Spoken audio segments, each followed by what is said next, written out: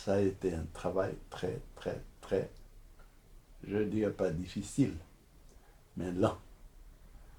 Et il a vraiment fallu choisir, mais en laissant de côté des poèmes que j'aimais bien. Voilà. C'est comme demander à une mère qui a fait une douzaine d'enfants, une demi-douzaine de petits-enfants, de choisir parmi eux. Puis pour faire quoi? Pour faire une petite famille rétrécie. Nous avons créé qu'on a appelé Haïti littéraire. Jusqu'à présent, elle continue. Et il continue. Nous avons vraiment marqué notre présence en poésie.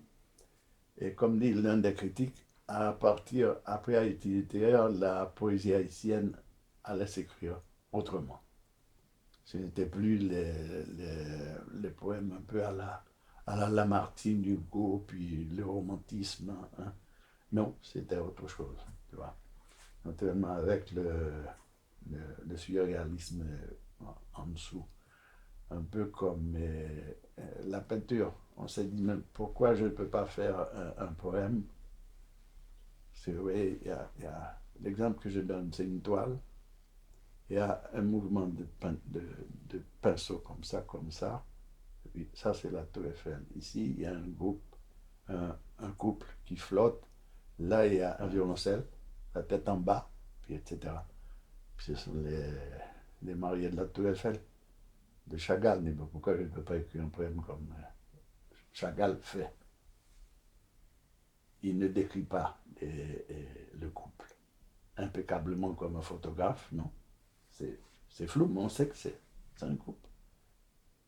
La vraie écriture, comment dire, surréaliste, enfin teintée de surréalisme, je l'ai eu, je l'ai attrapé à Montréal, à partir de 60, 65, 68, 69. Le premier recueil que j'ai publié, c'est un poème très long, le premier poème publié à l'extérieur, Mon pays que voici, suivi de L'édit du Four Caillou. Mon pays que voici, c'est un poème, c'est une traversée de l'histoire d'Haïti, une traversée poétique de l'histoire d'Haïti, de la découverte jusqu'à à la dictature de François Duvalier, tu vois. Et ce poème, je l'ai mis en disque et il a très, très, très bien marché. Il a permis, je crois, aux exilés haïtiens de respirer, de se sentir moins oppressés par la dictature de Duvalier, tu vois. Je ne me compare pas à Marquez. Marquez dit qu'il en a ras-le-bol, tu vois. Chaque fois qu'on parle de lui, c'est 100 ans de solitude. Moi, chaque fois qu'on parle de moi, c'est mon pays que voici. Il dit, bon, mais j'ai écrit autre chose quand même. Ah, tu ne peux pas savoir ce que ça a représenté. Ouais. C'est le côté politique, tu vois. Et les gens ils ont été marqués par ça. Les jeunes que j'ai rencontrés l'autre jour pour comment ça s'appelait, étonnant voyageur à Haïti. J'étais là, ils m'ont vu, ah, ils me récitaient mon pays que voici. Tu vois. Mais pas le livre, sur le disque, ils mémorisaient le disque. J'ai été arrêté en 63. Dans ma cellule, pour une fleur, je donnerais un vers. Tout un poème pour un oiseau, et pour la voix de ce que j'aime, mon don entier de poésie. J'ai écrit ça, j'avais trouvé un petit bout de crayon, je ne sais pas qui est-ce qui me l'avait filé, un des prisonniers, puis des petits morceaux de papier, des journaux qui circulaient, tu vois. J'ai caché ça dans ma chaussure, parce que des fois, il fouillait, tu vois, enlever vos chaussures sous vos chaussettes, puis bon. Tu dis, bon, pourquoi pas, on peut écrire des poèmes n'importe où, même dans une prison, une salle de prison un peu dégueulasse. Tu vois. Quand tu sors des prisons de Papadoc, qu'est-ce qui fait que tu es obligé de t'exiler? Ben, il y a plusieurs raisons. C'est que je ne me sentais pas en sécurité.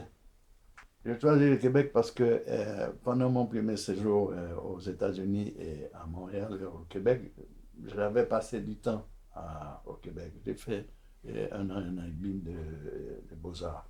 Et j'ai rencontré des écrivains, dont Yves Thériault. Et il m'a appris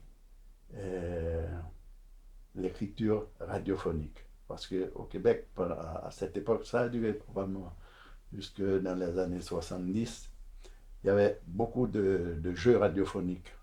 Voilà. Et quand je suis rentré en Haïti, dans les années 60, en 60, j'ai créé une station de radio,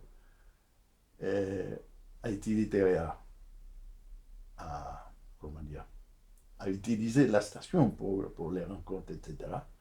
Mais j'ai pu écrire beaucoup de jeux radiophoniques, du théâtre de 30 minutes. C'est vraiment passionnant, l'écriture radiophonique, écrit pour l'oreille.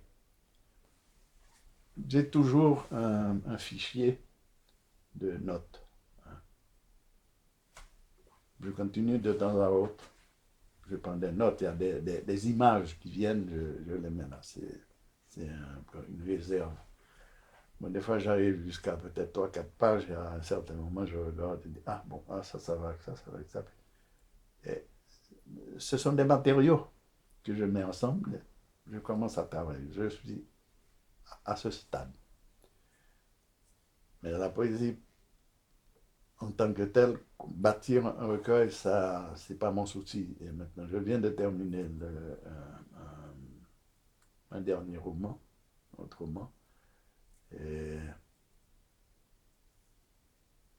on verra.